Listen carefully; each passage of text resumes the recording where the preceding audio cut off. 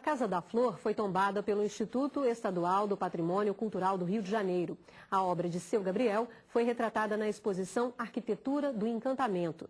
Na visita à mostra, uma turma de alunos de uma escola municipal pôde saber um pouco mais sobre o artista, que dizia não ter tido escola. Acreditava que tinha aprendido no vento. Confira. Uma casa construída a partir de cacos. Assim é a Casa da Flor, que fica em São Pedro da Aldeia, no estado do Rio de Janeiro. Idealizada e construída por Gabriel Joaquim dos Santos, um trabalhador de Salinas, a casa se tornou um marco da arquitetura espontânea no Brasil. Mais do que construir, seu Gabriel queria fazer uma casinha enfeitada. A gente, para comprar enfeitos, não tinha posse, não tinha dinheiro para comprar certas coisas, pedras, essas coisas. E então imaginei de apanhar aqueles caquinhos de louça no lixo. Apanhar os cacos de vidro, fazer aquelas florzinhas de vidro. Apanhar aquelas pedrazinhas bonitinhas, fazer aqueles enfeitozinhos bonitinhos para pregar na parede da casa para enfeitar. E foi com esse material recolhido como imprestável, sujo, inútil, que não servia para nada, e ele enfeitou a casa dele totalmente. Ela é toda bordada, tem uma escadaria, tem esculturas, mosaicos, flores, muitas flores. Em 2004, a exposição Arquitetura do Encantamento traçou um paralelo entre a obra de Seu Gabriel e o Palais Ideal de Cheval. Durante a visita, os alunos da Escola Municipal Romão de Matos Duarte puderam conhecer a obra e um pouco mais das histórias dos dois artistas. E um ponto chamou muita atenção: a relação entre Seu Gabriel e a escola. Ele não tinha escola, mas ele aprendeu a escrever já grande. Com 36 anos ele aprendeu a escrever. Então ele passou a anotar tudo que vinha na cabeça. Para eles é muito importante saber que ele aprendeu a ler com uma criança da idade deles. É importante também saber que isso é história e que eles estão fazendo história. É importante saber que a obra de arte é a imaginação, enfim, tanta coisa, tanta informação. Durante a visita, além de observarem as vitrines com os escritos de Seu Gabriel, os alunos também assistiram a um vídeo sobre a vida dele. Em outra sala, uma grande atração para os pequenos observadores: uma cadeira construída pelo artista. Eles também viram as fotos da Casa da Flor e do Palais Ideal, e a grandiosidade da obra francesa impressionou. Deve ter demorado 1 ano para fazer aquilo tudo ali. Ele dá para ele morar lá dentro. Ele fez com a intenção de morar, só que ele não morou lá. Aproveitar as coisas que as pessoas não quis. De acordo com a professora, a visita à exposição deu importantes contribuições para o trabalho com os alunos. Porque a gente vai comparar o passado, o presente, esses dois prédios que são, mostra total do que é antigo, do que é novo. Eles viram lá dentro, quer dizer, duas formas de arquitetura também, a arquitetura da própria casa e a arquitetura que foi feita pelos dois artistas, com materiais diferentes. Para a curadora da exposição, o fato de os artistas retratados não terem uma formação tradicional em arquitetura também contribui para valorizar as aprendizagens que acontecem fora do ambiente escolar. Porque nós, letrados, muitas vezes temos o orgulho de sermos alfabetizados, de frequentarmos museu, de lermos livros e olharmos para essas pessoas até com preconceito. Analfabeto, não sabe nada. Não, isso não é verdade. O saber ler e escrever é uma faceta do aprendizado humano, não é a maior faceta. Aprender é viver. Quando você está numa sala de aula e o professor está explicando, se a criança não estiver envolvida com aquele assunto de alguma forma, que passe pela vida dela, envolvida no sentido, estou vendo porque estou reconhecendo em mim essa informação. Bom, não há aprendizado.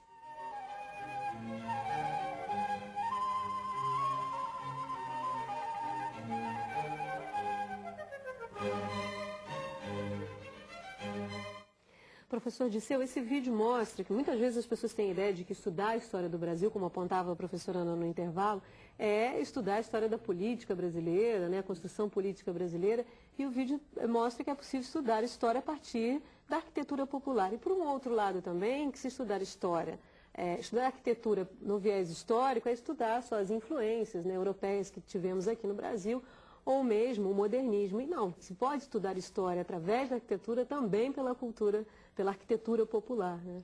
Sim, a questão básica que você colocou inicialmente é que nós temos uma tradição de estudo da história, de uma história que nós chamamos de história tradicional, ou positivista, que é a história, na realidade, que é a história oficial, que é a história dos grandes heróis, é uma história política, é uma história que constrói a ideia de nação. E, de uma certa forma, nós estamos formados, ou viemos sendo formados há muitos anos assim.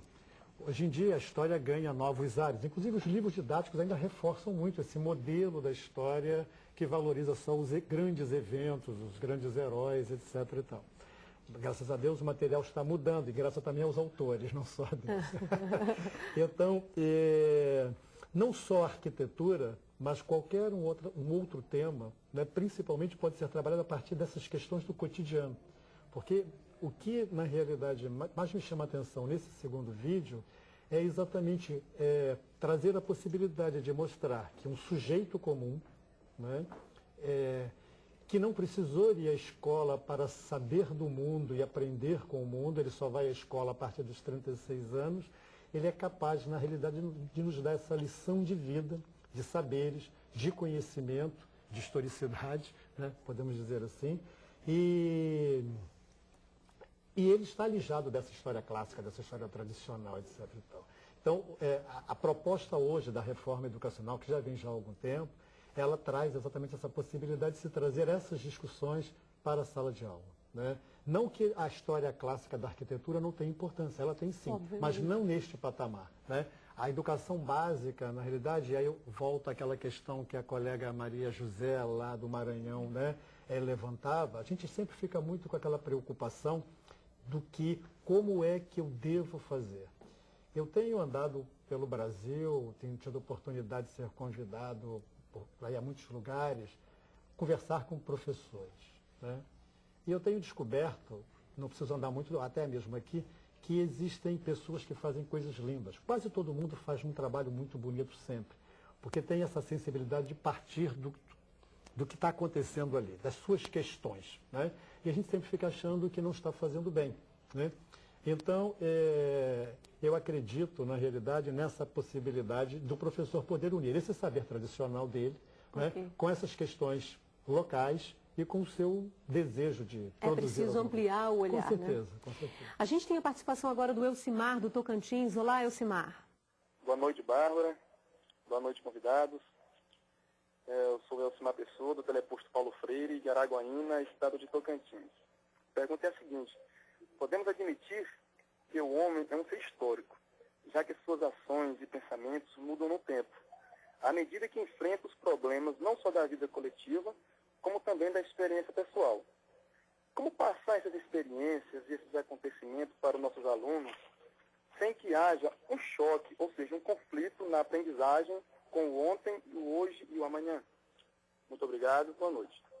Obrigada, Elcimar, pela sua participação hoje. Eu conto com ela a semana inteira, tá bom? Obrigada. Professora Ana, eu queria entender o que ele chama de conflito também, né? Por que haveria um conflito para que os alunos tenham conflito em relação a esses tempos históricos? Não sei, talvez porque muitas vezes, até dentro de um modelo, né, de história ensinada, conforme descrito pelo Dirceu, né, a história, quando contada, né, enquanto aquela história oficial dos feitos políticos, né, uma história político-administrativa, da afirmação, né, de uma nação, né, da construção de uma nação, ela muitas vezes chegava aos alunos com uma coisa muito externa, que não tinha nada a ver com eles, né, na qual eles não se sentiam, uma história da qual eles não se sentiam participantes, né, e eles muitas vezes diziam: já estão todos mortos, o que eu tenho a ver com isso, para que eu tenho que estudar isso? Eu não conheço essas pessoas, isso não me interessa, né? Então, esse conflito, de alguma maneira, né, ficava, eu vejo um pouco por aí, não sei se foi isso que o colega estava querendo, se era isso que ele queria se referir. E eu acho que como fazer para superar isso, né, eu acho que uma primeira questão seria começar a trabalhar com os alunos, e aí desde pequenininhos, né, eu acho que o ensino de história começa desde que as crianças estão já ingressando na escola, para ele reconhecer que ele tem uma história, né, que ele faz parte de uma história. que o nome dele tem uma história, que a família dele, ou o grupo familiar no qual ele convive, né, e ele ir descobrindo isso, descobrindo a história dos seus colegas, dos amigos, daquela comunidade, e ele vai percebendo que a história não é só a história dos grandes homens, né, é a história das pessoas, dos trabalhadores, das pessoas que governam, de todos nós. E eu acho até que esse momento da Casa da Flor, né, eles conhecerem a história de um trabalhador que construiu uma casa e que hoje é valorizada, ela está numa exposição, ela é objeto de visitas lá na cidade onde ela está localizada, ela é patrimônio histórico do nosso país, mostra a eles que não apenas os grandes monumentos são patrimônio, né, que aquela casa está ali representando, né, um trabalho de um trabalhador, né, com a sua criatividade, com um saber próprio ali específico, que tem uma beleza muito rara e muito especial, e eles podem com isso começar a valorizar, né, e ver que isso é valorizado e que isso também é parte da história e que ele também pode ter seus feitos valorizados, como aquele trabalhador. Tá certo. Eu tenho aqui o e-mail da Ciseni Narciso, de Anápolis, Goiás. Olá, Ciseni, que bom ter você de volta. A gente sentiu sua falta na semana passada, na primeira série. Você diz aqui, quero registrar que a Ciseni parabeniza a todos pelo novo cenário, o programa pelo novo cenário. Ficou ótimo. Que bom, Ciseni, que você gostou.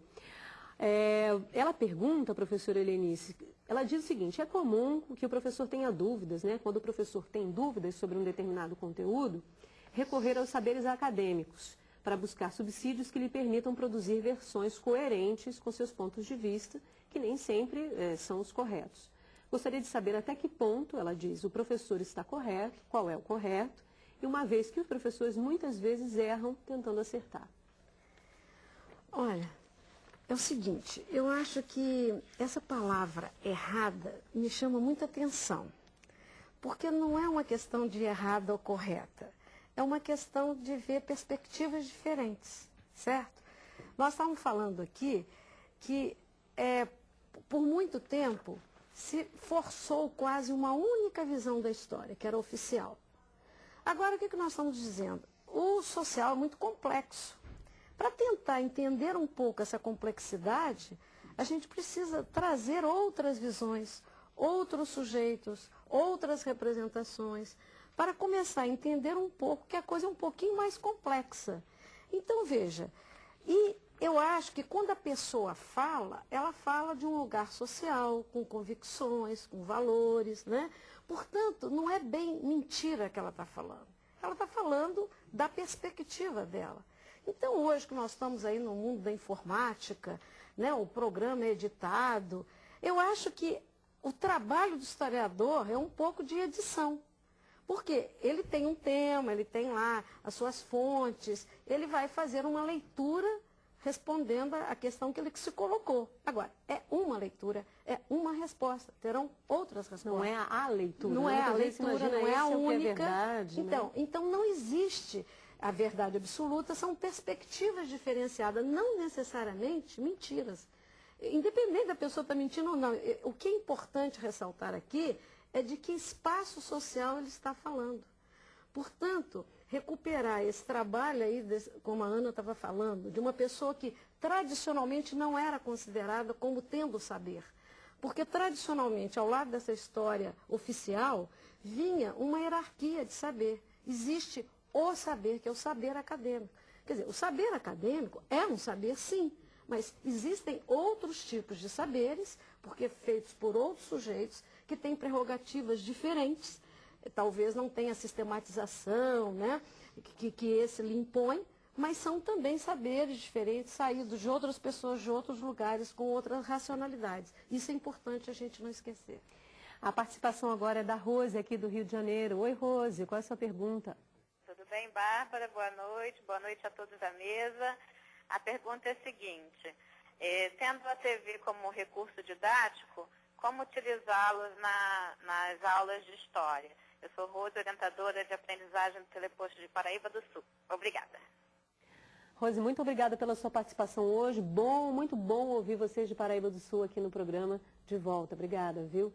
Professor Dirceu, é que falávamos um pouco no começo do programa, né, das fontes, né? Como o professor pode utilizar essa que não é a única fonte, como apontava a professora Lenice, e não fazer dessa fonte uma verdade, mas sim uma conjugação de fontes aí para discutir história. Bom, Rose, acontece o seguinte, eu sou um professor, ou pelo menos fui um professor durante cerca de 30 anos da educação básica. E durante muito tempo, uma das coisas que mais me preocupou é tentar achar que eu só poderia fazer determinados trabalhos se eu tivesse determinados recursos.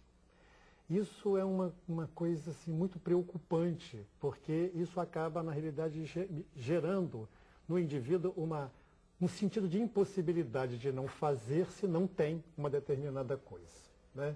Se pode fazer de qualquer forma, se pode fazer com qualquer material, se pode fazer com a própria história dos alunos, como Ana Monteiro agora há pouco falou da importância de se começar desde os pequenininhos, né, contando as histórias, etc. e tal. De repente a sua escola pode ter vídeo, mas tem escolas que não têm lá o aparelho para poder passar o vídeo, né? Eu vejo o seguinte, o professor ele tem que estar sensível ao que ele pretende discutir, efetivamente. E a partir deste momento, lançar mão da possibilidade dos recursos que ele tiver ao seu redor, que pode ser muitos, inclusive o vídeo. E aí, voltando ao vídeo, que foi a pergunta que você me fez, eu acredito que o professor tenha muitas possibilidades. Ele pode promover debates, ele pode produzir um vídeo com seu próprio aluno acerca de um tema, depois de ver um vídeo sobre um determinado assunto. Esse vídeo pode suscitar, na realidade, desdobramentos para outras pesquisas de dados interessantes. Por exemplo, no vídeo que nós vimos aí, no primeiro vídeo, aparece a fotografia como recurso, né, do conhecimento histórico. E, a partir deste momento, o professor pode discutir o seguinte: nós estamos discutindo o Rio de Janeiro, mas eu estou aqui no Maranhão, eu estou aqui em Paraíba do Sul, eu estou aqui em tal lugar. E esse lugar tem história, esse lugar tem fotografias, esse lugar tem pessoas que possam dar seus depoimentos, né? Então, tem muitas possibilidades de utilização, digamos, de recursos para você poder produzir. O vídeo pode ser o detonador de tudo isso, e até de uma aula formal, muito chata, muito tradicional, que às vezes acaba acontecendo quando a gente não está atento a essas possibilidades múltiplas desse material. Vai depender do uso, do né? Uso, é uma questão do uso mesmo, do bom senso, né? Ok, José Alves de Amis, eu acredito, do Paraíso Tocantins, pergunta, ele é do Centro de Ensino Médio de Tocantins. Ele diz o seguinte, professora Ana: havia nas escolas disciplinas como Educação Moral e Cívica e o ASPB. Nestas disciplinas fazia-se um trabalho contínuo, como, por exemplo, a execução do hino nacional, repassado como uma formalidade num contexto histórico de cidadania. As escolas, segundo ele, perderam essa dedicação. Como a escola pode novamente inserir um fato histórico tão importante que está sendo esquecido? Muitas crianças não sabem cantar o hino nacional. Bom, essa presença da disciplina Educação Moral e Cívica e da disciplina Organização Social e Política do Brasil, ela se deu num contexto, né, histórico, num momento histórico do nosso país muito específico, né? E tinha um objetivo, eram disciplinas que tinham uma perspectiva de doutrinação muito clara, de formação ideológica, né? Inclusive a disciplina USPB era um espaço de divulgação dos feitos dos governos, né, da época, do regime militar, e de alguma maneira buscavam compensar a ausência da história no currículo naquele momento, história que tinha sido substituída pela disciplina de Estudos Sociais, né? E o que gerou, né, durante a década de 70 até meados dos anos 80, né, um esvaziamento do ensino da disciplina História, né, no então primeiro grau.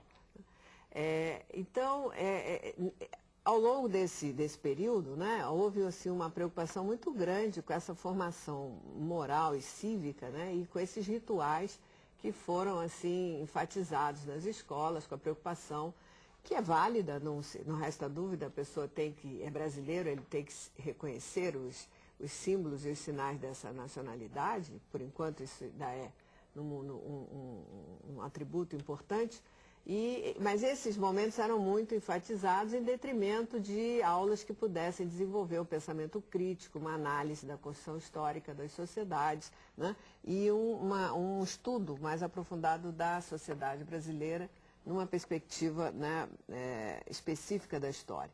Né? Hoje em dia, né, hoje nós temos o retorno da história no ensino fundamental, essas outras disciplinas não estão mais presentes. E o que eu vejo e o que eu defendo, né, é que nós temos, não há como evitar, e é importante isso, a gente no ensino da história trabalha com valores, né? O tempo todo a gente está fazendo esse trabalho. Bom, hora de uma pausa para o intervalo, a gente volta em instantes. Compreender o tempo é essencialmente dar provas de reversibilidade.